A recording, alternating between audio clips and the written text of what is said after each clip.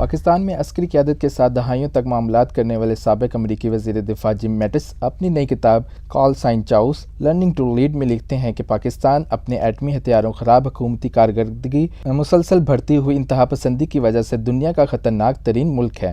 امریکہ میں 11 ستمبر 2001 کے حملوں کے بعد جم میٹس نے افغانستان میں امریکی افواج کی قیادت کی تھی۔ اپنی کتاب میں وہ لکھتے ہیں کہ پاکستان عوام کو دوہرا المیہ درپیش ہے کہ ایک جانب ان کے پاس ایسے رہنمائی موجود نہیں جو ملک کے مستقبل کے بارے میں فکر مند ہوں، جبکہ دوسری جانب بطور معاشرہ وہ اتنے خود غرض، بدعنوان اور کم تعلیم یافتہ ہیں کہ ان کی کچھ بھلا ہوتا نظر نہیں آتا۔ گزشتہ سال مستعفی ہونے والے 68 سالہ امریکی وزیر دفاع دعویٰ کرتے ہیں کہ پاکستان کا سیاسی کلچر ملک کو تیزی سے تباہی کی لے جانے والے راستے پر گامزن ہے۔ پاکستان ایک ایسا ملک ہے جو پہلے دن سے اپنے بارے میں لاپرواہی کا شکار رہا ہے۔ اوپر کی جانب بڑھنا اور انفرادی طور پر صرف خود کو فائدہ پہنچانا بڑے عوامل تھے جو شروع سے کار فرما تھے، اور ملک کے سیاسی کلچر کا رجحان ایسا تھا جو ملک کے لیے سراسر نقصان دہ تھا۔ ان خیالات کا اظہار انہوں نے اس تناظر میں کیا کہ پاکستان میں ہر کوئی مجموعی بہتری اور ریاست کے نقصان کی قیامت پر محض اپنے فائدے کے لیے کام کر رہا ہے۔ میں نے جتنے بھی ملکوں کے ساتھ کام کیا، ان میں پاکستان سب سے زیادہ خطرناک ہے، اور اس خطرے کی بڑی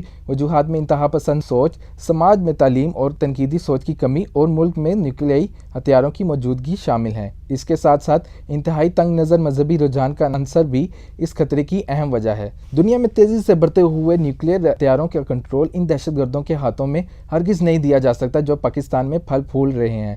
انہوں نے خبردار کرتے ہوئے مزید کہا کہ پوری دنیا کے لیے اس کے نتائج تباہ کن ہوں گے۔ پاکستانی عوام کا المیہ یہ ہے کہ ان کے پاس ایسے رہنما ہی نہیں ہیں جو ان کے مستقبل کے بارے میں فکر مند ہوں۔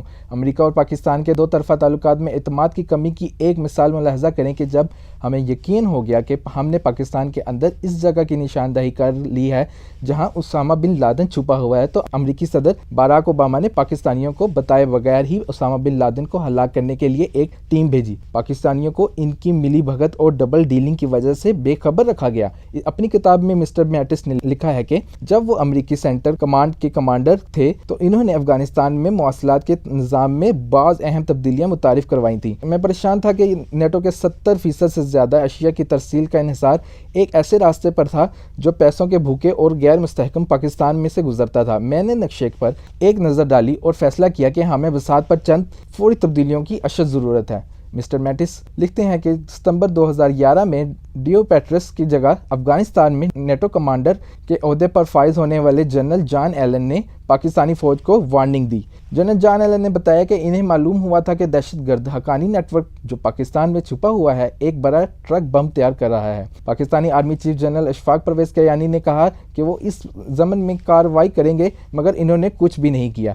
وہ لکھتے ہیں 2 دن بعد وہ بم کابل کے قریب ایک امریکی اڈے پر پھٹا جس میں 5 افغانی شہری ہلاک ہو گئے جبکہ 77 امریکی فوجی زخمی ہوئے۔ اس واقعے کے کچھ ہی روز بعد دہشت گرد حقانی نیٹ ورک نے کابل میں ہمارے سفارت خانے پر دھاوا بول دیا۔ اس دوران واشنگٹن میں ہونے والے ایک سفارتی تقریب میں مسٹر میٹس امریکہ میں اس وقت کے پاکستانی سفیر حسین حقانی پر چڑھ دوڑے اور انہیں کھلے ننگے الفاظ میں کھڑی سنائی۔ پاکستان آرمی ڈویژن کا ہیڈ کوارٹر اسی شہر میں ہے جہاں دہشت گردوں کا ہیڈ کوارٹر قائم ہے۔ آپ کہتے ہیں کہ آپ دہشت گردوں کے ساتھ نہیں ہیں، اور اب انہوں نے سرحد کے پار پاکستان سے منظم کارروائی میں ہمارے سفارت خانے پر حملہ کر دیا ہے۔ آپ ایسے لوگوں کی حمایت کر رہے ہیں جو ایک دن آپ کو بھی مار ڈالیں گے۔ پاکستان کی اعلیٰ عسکری قیادت کے ساتھ معاملہ کرنے کے اپنے تلخ تجربے کے حوالہ دیتے ہوئے مسٹر میٹس نے لکھا کہ انہوں نے یہ نتیجہ اخذ کیا کہ پاکستان کے ساتھ امریکہ کے عسکری تعلقات صرف لین دین پر مبنی ہو سکتے ہیں جن میں مرکزی حیثیت موجودہ مخصوص مسئلے کو حاصل ہوا اور دونوں افریقوں کی جانب سے اس پیشکش پر مبنی ہوں کہ وہ